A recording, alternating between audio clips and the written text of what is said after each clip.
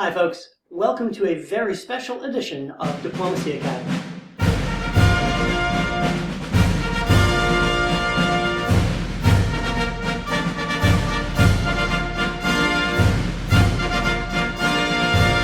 On Memorial Day weekend, David Hood held a virtual Dixiecon, the first event of its kind at the scale at which was held. Over 80 players from all around the world participated in 2 games of diplomacy, one in the morning, one in the evening. Siobhan Nolan, Brandon Fogel, and I participated in a live stream commentary of those games. In these special editions of Diplomacy Academy, I'm packaging those games together so you don't have to sit through the whole 11 hours of our stream to follow one game. Instead, you can go through the commentary game by game. Some games weren't finished by the time we stopped recording in the morning, and I had to drop out before all the games were finished in the evening. So enjoy. Welcome to some very special guests who joined the broadcast, and as always, like this video and subscribe to my channel. Thanks. I'm Chris Martin, and I'll stab you soon. Austria, Edi Birsan, the legend of legends for the tournament. Everyone who has read anything about diplomacy has heard of Edi Birsan, and we will definitely have something to say about this board. In England is another former world champion, Doug Moore. Two-time world champion, sorry. In France, we have Graham Woodring, who is a longtime hobby player. Germany, Joseph Cohen. Italy, Edwin Turnage, who's recently become active in our online community, but you guys said has also played in the hobby for a while. Russia, Ed Prem. And in Turkey, we have Wesley Ketchum, who is one of the newest Weasels, the Windy City Weasels, and he has made a big splash, getting to the top of the league standings in just his 5th or 6th game. But he does not uphold the club tradition of opening to Armenia. In fact, he does the most RT-ish thing we've seen so far, which is direct opening to Constantinople. Mm-hmm. So we do finally have a Vienna going to Galicia. I think it's the second one. Anything else here? Looks like France is a normal, pretty standard opening. Except for Burgundy, right? That's, without support. That gives them maximum flexibility. Throw unit in Belgium, throw unit in Munich. Decide how they want to take Iberia. It's a great place to be if you're France. Yeah, it's nice. Siobhan, anything else here? No, aside from the RT, which you already pointed out. Venice didn't go to Tyrolia, but that would be right. All right, so a quick reset. We had Wes, the Weasel, opening to Con. That was the unusual thing here. Otherwise, relatively standard. Mm-hmm. Okay. Here's what happened in the fall of 1901. Another failed convoy. Just to bounce. We're for the convoy to Belgium, which... Oh, and Germany loses Munich. And Germany loses Munich. So that was very intentional. Austria tried to support Bulgaria to Romania, which is very like Edi Birsan to do. Yeah, rather than supporting his own move to Greece. Yeah, he tries to cause trouble. Doesn't work. So Austria does get one build here. So he gets one build. I don't think Eddie's all that concerned about it. If it's an RT, it's an RT, and he'll just lose to it. Well, we seem to be seeing a trend here of the top players slow playing. Do you guys think that this is a general rule for top players, or is there something about Dixie and the scoring system that encourages that? Chris? I think it's a top player thing. I think Dixie encourages you to hat up with an ally, resolve your side of the board, and get across the stalemate line. Mm-hmm. That way you're guaranteed you and your partner are going to be in one of the two in a 3-way draw, and then you want to be the bigger of those two. Then often what happens is the other side of the board does the same thing. You get 2 powers, and then you end up in sort of an ugly 4-way draw. You stab your partner. No, you stab your partner. And it can be pretty ugly. That was exactly what I told someone else the other night about the scoring system when they asked how to play in it. I was like, well, more often than not, that's how that goes. All right, so here's how the builds worked out. No fleet build from France.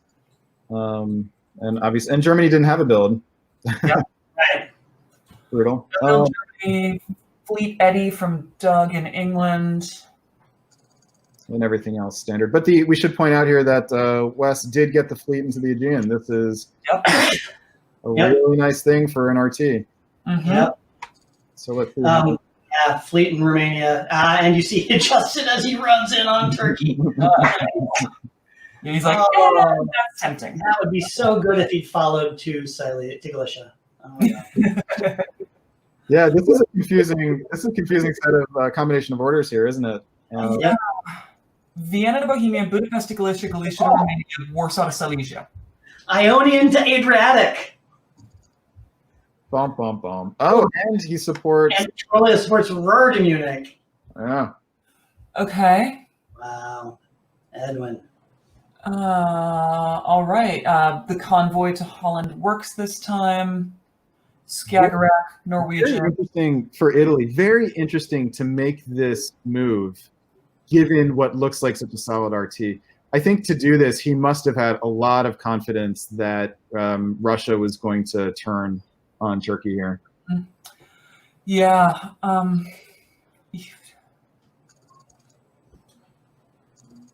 The convoy, so this is Doug Moore in England. The convoy to Holland does succeed this time. Yeah, Germany is focused on retaking Munich. Mm-hmm. Munich cannot retreat anywhere. Yeah, so it's blowed up. Siobhan,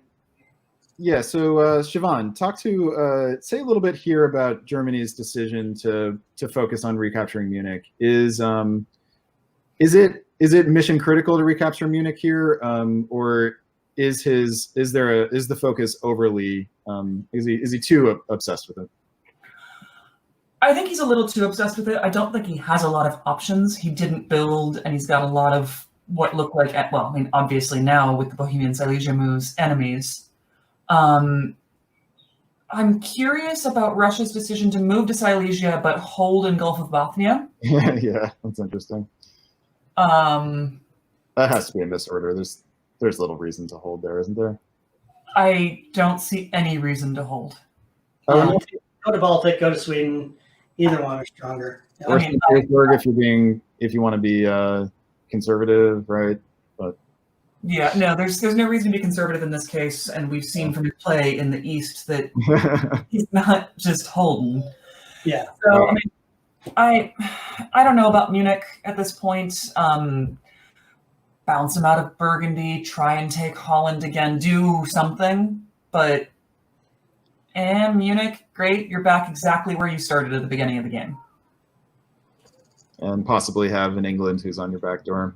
So, yeah. All right, let's see how it goes. Bold move here, right? To bounce but he does open up Home Center for a build. Oh no, I'm sorry, he loses Denmark, so he doesn't have a build. Yeah, nothing he can do about that. Mm-hmm. He's just trying to line up here and see how he can do some damage control. Like the Russian moves, Russia takes the force on Ankara. Austria takes the force on Greece, except because Italy and Turkey are working together against Austria. Yep. Or Austria, thinking that he's supporting Tyrolia to Munich when there's a fleet in the Adriatic, man. That's just some hard cheese. You'd be better off, supporting yourself back to Trieste than trying to get into Greece there. That's hard. That's going to be a hard loss. And this is Edi Birsan. Siobhan, what do you think is going through Eddie's mind right here? I think Eddie's frustrated. I think that he's surrounded by players who probably know him very well by name. And as often happens to Eddie, he gets jumped on early. They said, you know what, he's in Austria. We can wrap it up quick. I hope they don't make the common mistake of leaving Eddie on 1 or 2 dots. The first time I ever played with Eddie, he threw a solo with 1 dot. Yep. Yeah. So he's really good with that. Let's move forward. Looks like Eddie got lied to, poor Eddie. And then Menace said they'll concede to him in fall of 03. All right, so quick in the builds here. We got Russia with the fleet south coast, St. Petersburg. Eddie pulls the fleet. Yep. And Turkey looks like is making a Janissary offer here for England. Probably is his only real option. And Doug Moore does the France-friendly thing here. Mm-hmm. Yeah, as France rolls, yeah, and now it's just a straight up, FG. EF. Yep. Doug and Graham have found their alliance, and away we go. Yep. As Russia loses Sweden, comes in to consolidate, tries to successfully makes nice, convoying Ankara to Romania while taking support into Serbia. Except Ankara supported Romania. Right, so this is a failed convoy. Oops. Oh, did I fail at that convoy? Oh no, how did that happen? Actually, given that it couldn't have been retaken, that might well be a legitimate misorder by Ed. I don't know if he plays on Backstabber a lot. Yeah. And we got 4 English fleets as France. Oh, John Jameson, are you paying attention here? What does Italy do? North Africa. North Africa. Oh, hey! Fleet North Africa. That was on the bingo card, right? It's an army. But Army in North Africa. That's what I meant. Army in North Africa. All right, so fall. Doug. This was, we heard about this. There was an NMR from Doug Moore. It must have been a technical snafu. And the question we had when we heard about it was, would he parlay that into a board top, as good players often do? Could have had St. Pete, though. Yeah, but still picks up Sweden. And because Belgium was supporting Holland, he doesn't lose anything. France picks up Munich, advances his units in all directions. Yeah, he couldn't have gotten St. Pete. He could have set himself up to take it in the spring. Yep. But not losing Denmark is a stroke of luck here. That easily could have happened. Yep. All righty. So, Tank Smyrna. Serbia is blown up. All right. I think we have an answer about whether that was an misorder or not. Italy supports Edi from Budapest to Serbia, which works. Mm-hmm. So Graham Woodring here in France has we got a 3-way tie at the top. 7-7. But France doesn't have Marseille open for a fleet build. I guess thought he had to cover because of the army in Piedmont, so that'll slow him down a bit. England still got a build from picking up Sweden. Yep. Oh yeah, so lucky he kept Sweden. That was puts down Army Edi. Okay, let's. So we just went through 2 years of this. Shall we switch over to another game? Yeah. Or do 3-year chunks. We could do 3-year chunks. Okay. Faster. The other way. Yeah, we're kicking through, which I think is good. Yeah. Okay, so we have some successful order writing on Doug Moore's part. Congratulations. Glad someone taught him how to play this game. We have France following into Holland here. Yeah. Probably. That's planned, though. You would think, right?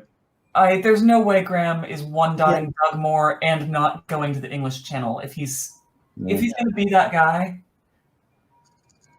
Yeah, this is about preventing Helgoland Bite from sneaking into Holland. Yeah. And the question is, though, who gets the better of these, right? Because England can't take. England can take 2 of these. Move Kiel over to Berlin, and then Denmark down. And they pick up St. Petersburg if they want it. Yep. Okay. So here is how this one turned out. Yeah. Okay, England takes St. Pete. Whole lot of love in the lowlands. That was actually a guess, it turns out. That's it's 50-50. Sweden could cut Finland or cut Bothnia, but not cut both. Yeah. Mm-hmm. Oh, but they do put Berlin. They do put Baltic Sea into Berlin to eliminate Germany. Do you like that if you're England? Are you fine with it because Russia looks like they're but Russia's picking up dots here in the south, it looks like, yeah? Russia will be they get Bulgaria. They get Berlin, they lose St. Pete. If I'm England, I think I'm fine with that. I'd rather get that Helgoland fleet fight gone. Yeah. Right? Let me pick my next target, see what I'm going to do. Yeah. Doug builds 1, picking up St. Pete and Kiel, losing Holland.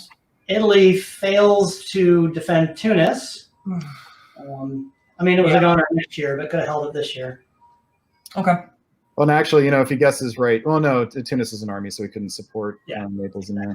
But stays even. Well, 1, 2, 3, 4. No, yeah, stays even because of the disband. The problem with the problem with the scoring system here is that there's really not a whole lot Italy can do here. There's very little reason for England and France to mess with their alliance, right? Nope, none whatsoever. If you're going to go for if you're going for a three-way draw, and you want to have the most dots, you got to take dots. Dots are tiebreakers. I've seen a lot of Dixiecons be won and positions from second to third, second to fourth decided by 1 dot over 3 games. Mm-hmm. But it's not a lot of stab incentive, at least in round 1, right? I mean, dots are dots, man. If you can stab your ally and still get into a draw, and you've got 16, and your ally now has 8 instead of 12, that's great. So the problem is that people don't understand how important that is in playing the game system. Now, Doug and Graham and Ed Prem and Eddie, and I'm looking at the board, and Edwin Turnage all understand how important that is in the system. They've all played Dixiecon enough. But it is going to make that the incentive exists only if you feel solid you can get away with it. There's a much bigger incentive to make sure you're in the draw before you go for the board top, right? Sure. Yeah. So, I guess what I suspect then is that most of the interesting turns with these games are going to be in the first half. That things will settle into, for the most part, will settle into a track that goes forward. Is that right? You think that, and that does happen sometimes, but you get a lot of games where people just don't care about the scoring system and they play all screwy. Yeah. Alrighty. Let's move to a different game. Yeah, well, first let's check out the builds here. We got Turkey still trying to Janissary. Well, what are you going to do, right? That's all you got. This might be a little surprise, an army here instead of a fleet. You've got 3 fleets in the south. But you don't have position here. You really need something in Lyon to advance here. All right, we've got, so this is the game. Eddie in Austria, who was looking really bad for a little while. Mm-hmm. You just roll through that, you'll see that he gets him onto a stalemate line and forces a 5-way draw. Yes. So let's call it out. So Chris, take us through Spring of 05. Actually, Siobhan, would you start? I got a push again. Yeah, for sure. Okay, let me reacquaint myself. So this was where Graham and Doug and England and France had allied very strong, and now it's a race to the stalemate line. Whole lot of bouncing. England's holding St. Pete as Eddie sets everyone else up. So just let's zoom. All right. He's got Russia pulling where he needs him. Nobody's making any progress in the middle of the board. Russia walks out of a dot, a Turkish dot, should be said. Yeah, for the sake of setting up this stalemate line. Keeping an eye on it. Turkey is going to, well, no, Turkey will eventually die, it looks like, but. Yeah. Maybe 2, 3, 4, 5. Yeah, because there's 6 of them. Yeah. Yeah. Okay. But they need him. They need him for the moment to. Right now, they need him. That's true. Okay, and then. Okay, France disbands Gascony. Boring. We've got an Italian fleet build, which allows us to kill the Turk. Okay. But the Turk gets through into Tyrrhenian Sea. He's being a good Samaritan here, helping the people who are going to enter. Yeah. Wes Ketchum, that was very nice of you, and thank you for your service. And so, fall of 06. And the Turk even still supports Greece to Tunis. Yeah. Oh God. All right. They could have gotten the Turkish fleet forward, and not killed him yet. Yeah. But now it's to kill him. So. And Eddie gets into Piedmont. There we go. Yep. They just pull it all back and say, okay, here's the line. So what was the downside here for? What would people have risked? Let's go back now. Use this as an instructive moment. Oh, looks like we have my first bug here. Oh, you can't go back? No. All right. Okay, so let's just imagine it in our minds. What's your question? Oh, the question is, was Eddie's argument a good one, or did he snooker people into letting him into a bigger draw? I think Eddie's argument for him was a good one. I think for everyone else, it was a bad one. It stopped the really strong EF that formed very early, and Italy and Russia were well on their way to doing some solid damage to Eddie, but Eddie had a way of whispering, no, stalemate line now, we need to get this draw, because otherwise... Here we go. Here we go, yeah. I mean, Eddie was on 3 here? Yeah, this was when it looked really dire for him, though. And he manages to keep Russia. This was the turning point. Actually, it's a turning point. He gets Italy back on side. Okay, but so the question is here. So this is the point at which he convinces everyone else in the East, well, Russia and Italy, to join with him and force a 5-way. Mm-hmm.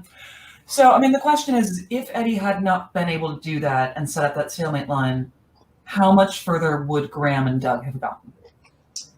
It probably ends up being a 3-way draw with Russia. Yeah. Russia's big enough, has enough sort of force. And Russia ends up being the pretty big power there. In fact, it's pretty much a testament to Edi Birsan that he doesn't take that opportunity to stab Eddie for it. And it's just, Edi Birsan, hobby legend. Check that out on your bingo card, right? Yeah. So Italy probably makes the right call here, is the consensus here in going for the 5-way. Yes. And Russia probably makes the wrong call. I think you could argue that he has a lot of blue fleets coming at him to worry about, but the question is, how much can they really damage him? You can't. I mean, given that position, man, he could lose St. Petersburg, and once he loses St. Petersburg, if the French and English armies roll through, then he ends up having to stop him at Warsaw and Moscow, with France already in Munich and the Tyrrhenian Sea. Yeah, you're really taking the chances that somebody swings out to a huge result there, maybe gets a solo with a stab. I mean, it's Doug Moore and Graham Woodring. Maybe you just take your draw. Yeah.